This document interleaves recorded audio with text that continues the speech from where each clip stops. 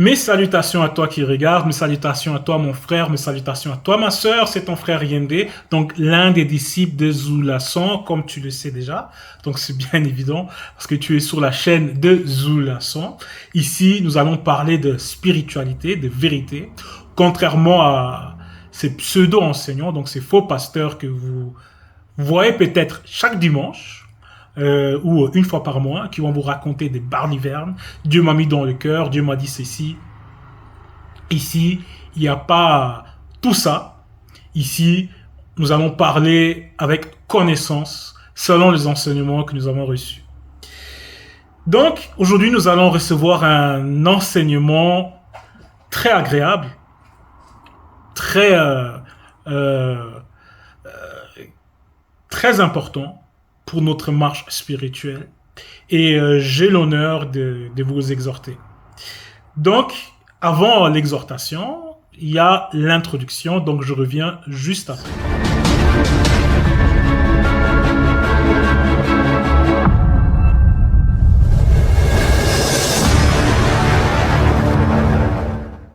Donc, c'était l'introduction. Comme tu le sais, les saluts les personnels. Donc, c'est à toi de voir. Mais si tu n'es pas un plaisantin, un figurant ou tout simplement quelqu'un qui fait semblant, si tu as la possibilité, si tu as les moyens, procure-toi Kalatambale, donc le livre de la vérité, parce que ton être a besoin d'une nourriture solide, ton être a besoin d'une nourriture spirituelle, et même pour ceux qui sont pas encore habitués à la vérité, donc au message de la vérité, même dans vos Bibles, le Christ, il dit « Mes paroles sont esprit et vie ». Donc, Kalatambale nous procure la vie et parle à notre esprit. Donc, fait grandir notre esprit. Donc, c'est un langage spirituel. Et quand on parle de vie, vous devez aussi comprendre que Kalatambale, donc le livre de la vérité, est vivant. Donc, c'est pas nous qui allons lire donc Kalatambale, c'est Kalatambale qui va lire en nous. Et si nous sommes dignes, nous allons recevoir, on va dire, quelque chose de très précieux, quelque chose qui nous permettra à avancer dans notre marche. Donc, soyez disposés. Donc, si tu as quelque chose à faire, appuie sur pause, fais ce que tu as à faire et ensuite tu reviens. Ou tout simplement, fais ce que tu voulais faire après et regarde la vidéo. Mais sois disposé. Donc, nous allons lire à la page 423. Donc, c'est dans le proverbe. C'est la sagesse. Donc, la sagesse, le livre de la sagesse. Et ici, nous allons lire au chapitre 7. Et le titre, c'est quoi? C'est La femme adultère séduit un jeune homme non initié. Donc, ici, on parle d'une femme adultère. Donc, elle est censée, on va dire, d'être la femme de quelqu'un, mais elle va chercher à briser les liens entre elle et son époux. Et maintenant, ce qu'elle va essayer de faire, c'est de séduire. Et comme vous le savez, parce que certains non-initiés, blancs et sans mêlés, vont dire la meilleure façon de résister à la tentation, c'est d'y céder. Mais ici, nous allons rentrer, on va dire, dans la sagesse des initiés. Donc, la séduction est toujours mauvaise. Parce que la séduction, c'est quoi? C'est de corrompre quelqu'un, faire chuter quelqu'un. Donc ici, cette femme adultère, cette femme qui a brisé les liens entre elle et son époux, cherche à corrompre un jeune homme non initié. Donc un jeune homme qui n'est pas dans la vérité, qui n'a pas reçu les enseignements, qui n'est pas dans la sagesse. Donc la crainte du respect qui est due à l'Oba, donc Tété, le seul et unique créateur. Et au premier verset, il est dit « Mon fils ». Parce qu'ici, c'est un non-initié en chef, consacré, qui s'adresse à quelqu'un qui est moins expérimenté que lui, qu'il est en train d'initier. Et ici, il dit « Mon fils, retiens mes paroles et garde avec toi mes préceptes. »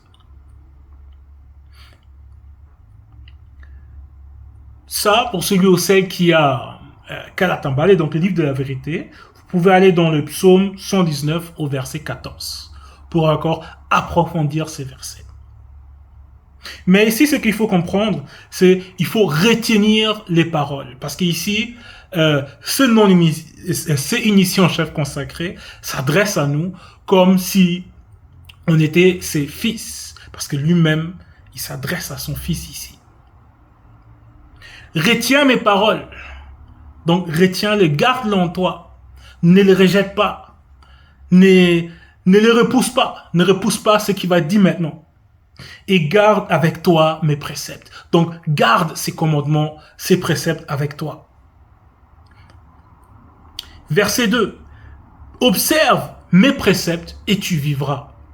Donc ici, ce sont des préceptes qui sont bienveillants. Donc c'est pas quelqu'un qui va te dire va voler, va frapper telle personne parce que on n'aime pas sa tête, va agresser et violer telle femme. Non. Ici, ce sont des paroles, des préceptes bienveillantes pour que toi, tu puisses vivre, pour que moi, je puisse vivre. C'est pour ça qu'il nous recommande ici de garder ces paroles.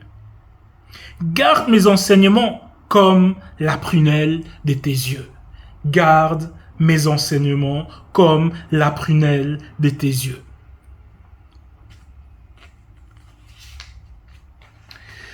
Pour mieux comprendre, nous allons dans le psaume 17 au verset 8.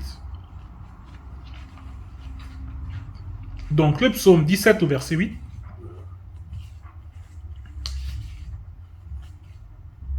C'est la page 323. Où il est dit, donc le titre ici c'est quoi? Maintenant j'en appelle à Moutateli, donc l'entité.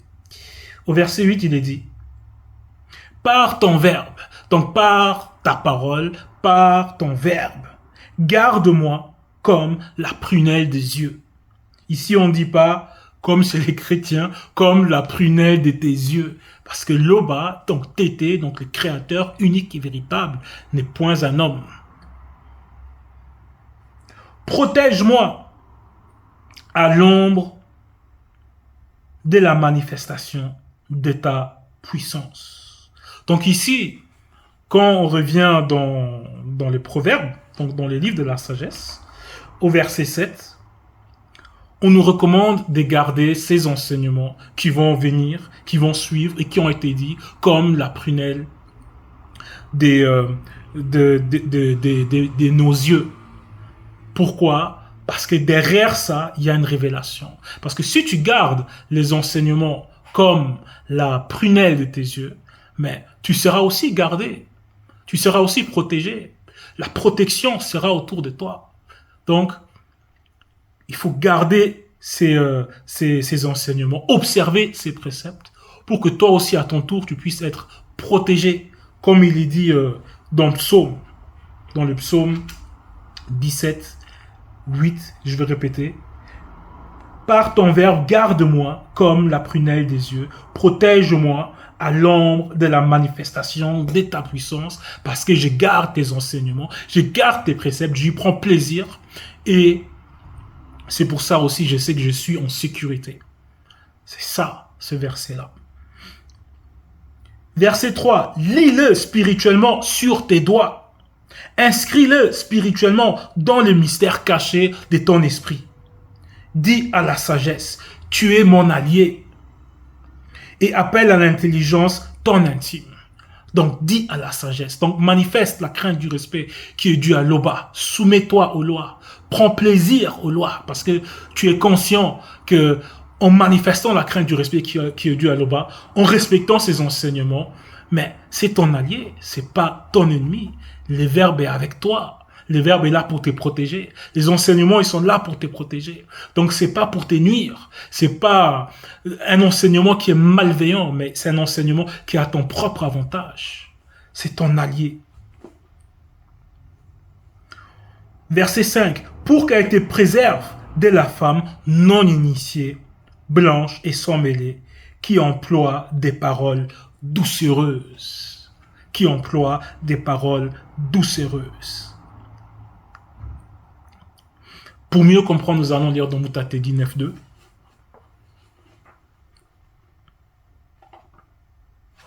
Donc, Moutatedi 9, au verset 2, où il est dit, ne te livre pas à une femme au point qu'elle domine sur toi. Nous retournons dans Biala Bamounia, donc Proverbe 7. Donc ici, par rapport aux paroles doucereuses, parce qu'il y a certaines femmes, elles ont l'art de séduire des hommes. Donc ici, on te fait comprendre, toi qui es en pleine initiation, que de ne pas, façon de parler, de ne pas perdre la tête, de ne pas perdre la tête quand une femme elle est en train de te séduire, que tu oublies tout, que tu oublies les enseignements, que tu oublies ton but, que tu oublies que tu dois être saint, tu dois être agréable à l'oba, tété, qu'il y a les entités qui sont en train de t'observer, que tu n'oublies pas ça, parce que il y a des femmes qui ont l'art de séduire. Et maintenant, pendant que la femme non initiée, la blanche, la sans mêlée, va manifester, va employer des paroles doucereuses, des paroles qui sont douces, des paroles que tu vas croire qui sont agréables. À cet instant-là, n'oublie pas l'enseignement, n'oublie pas les préceptes, n'oublie pas ton but et ne te laisse pas dominer par cette femme. Nous allons relire dans Moutatedi 9.2. Ne te livre pas à une femme au point qu'elle domine sur toi. Donc ne te livre pas à elle. Verset 6. J'étais à la fenêtre de l'une de mes demeures somptueuses, non connues, des non-initiés, des blancs et des sans-mêlés, et je regardais dehors. Donc ici, c'est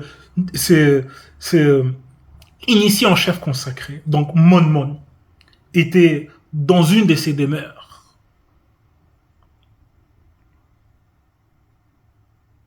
Non connu, des non-initiés, des blancs et des sans-mêlés. Et je regardais en dehors. Verset 7. J'ai aperçu parmi les non-initiés inexpérimentés, et j'ai remarqué parmi eux un jeune homme non-initié, dépourvu de sens. Donc il regardait, il était chez lui, et il regardait, il observait les gens. Et parmi les gens qui n'ont pas reçu, qui n'ont pas bénéficié encore de l'initiation, des gens inexpérimentés, donc des gens dépourvus de spiritualité, qui n'avaient pas de connaissances, qui ont été dans une certaine forme de méconnaissance. Parmi eux, il y avait un qui s'est distingué, qui était encore pire que eux, parce qu'il était dépourvu de tout sens. Donc dépourvu des sens. Donc il était non pas seulement inexpérimenté, mais il était aussi dépourvu de sens. Verset 8. Il passait dans la rue. Donc ici, Mon y voit. Donc Mon, c'est le roi Salomon, sous les mains pour d'autres. Près de Manguier, où s'était née une de ses femmes sans mêlée, avancée en âge. Et il s'est dirigé lentement vers ce Manguier. Donc, c'était une cougar, cette femme. Parce qu'ici, on parle de la femme adultère. Donc, c'est elle. Donc, cette femme non, sans mêlée, c'était une femme cougar.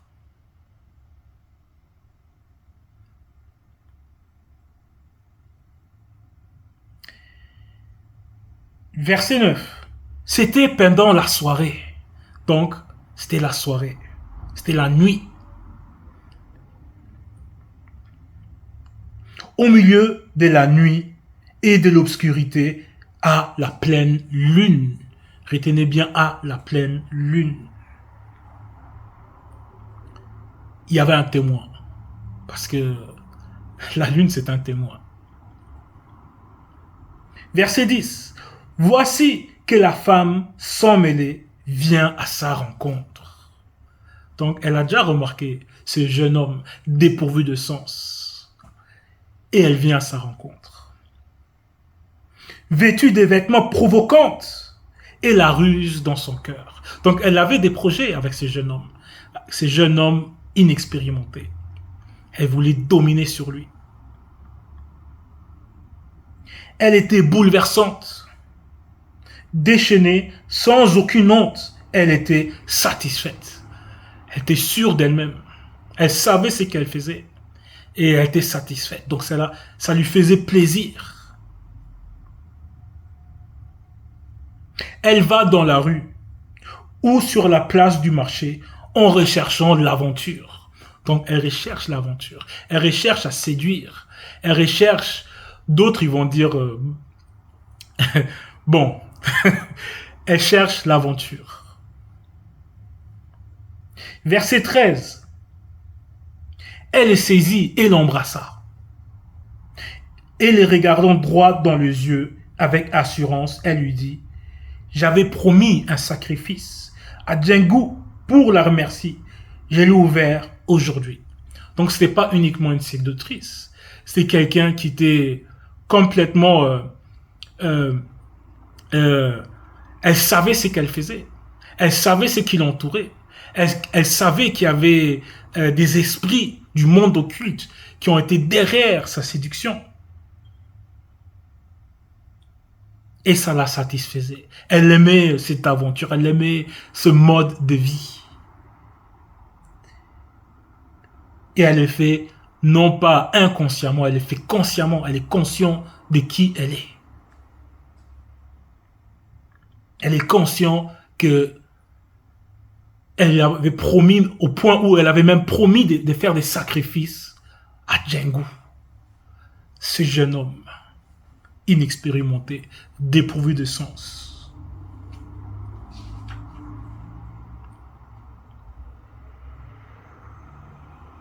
C'est pourquoi je suis sorti au-devant de toi pour te chercher et pour te trouver. Toi, le jeune homme inexpérimenté, dépourvu de sens, tu seras le sacrifice pour Django, pour les sirènes des eaux.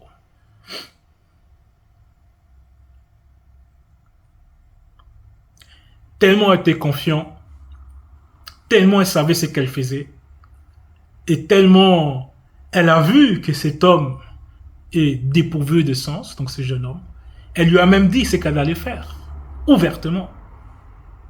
J'ai orné mon lit couverte des tapis, des fils de Djenné. J'ai parfumé ma couche de parfums délicieux. Donc, là, c'est une séduction terrible.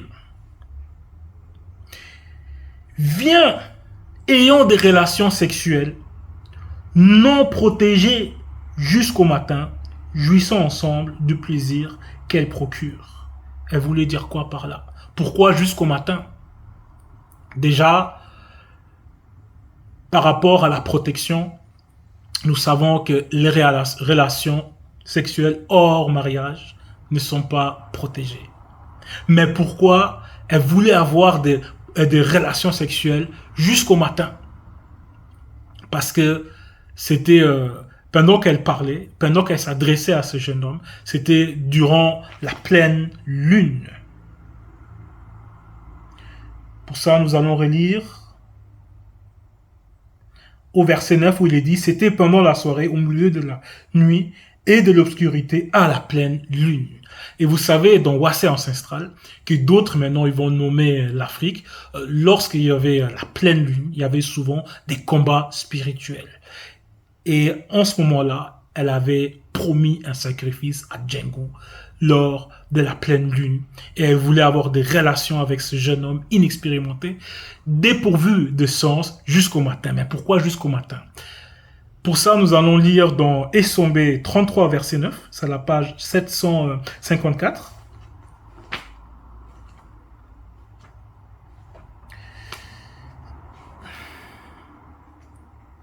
« 754, où il est dit, si vous vous mettez en colère, ne péchez pas. Donc, on nous explique déjà, il ne faut pas pécher. Même si tu te mets en colère, même si tu es fâché, même si quelqu'un t'énerve, il ne faut pas pécher. Ce n'est pas une raison pour que tu puisses pécher. Parce que l'âme qui pêche, c'est celle qui mourra spirituellement. Que votre colère s'apaise avant de voir la lune mystérieuse, après avoir vu le soleil dans le même jour. C'est ça qu'elle voulait. Elle voulait qu'il y a ces deux témoins, donc la lune et le soleil, qui pêchent pendant que les deux témoins se sont manifestés. C'est pour ça qu'elle voulait avoir des rapports avec lui dès la soirée, donc en commençant par la soirée, durant la pleine lune, jusqu'au matin, quand le soleil allait se manifester, pour qu'il y ait ces deux témoins, pour mieux pouvoir l'accuser. Donc c'est ça les sacrifices aussi, par rapport au Django. Car mon mari n'est pas à la maison, il est parti pour un voyage lointain. Donc, elle voulait tromper son époux, elle voulait partir à l'aventure. Il a pris avec lui les sacs d'argent, il ne reviendra à la maison qu'au 3e jour. Elle le séduit à force des paroles. Elle l'entraîna par ses lèvres attirantes. Donc, elle l'entraîna par ses lèvres attirantes. Donc, elle a dominé sur lui. Il n'était plus maître de lui-même, comme on dit. Elle a dominé sur lui. Et ensuite, il est dit, il s'est mis tout à coup à la suivre, comme le bœuf qui va à la boucherie. Comme un fou qu'on lit pour le châtier. Verset 23, jusqu'à ce qu'un Ebanda Mamoudi Mabobé, démon en forme de bouc, puisse prendre possession de lui, comme l'oiseau qui se précipite dans le filet, sans savoir que c'est au prix de sa vie. C'était l'histoire de cette femme adultère qui séduit un jeune homme inexpérimenté.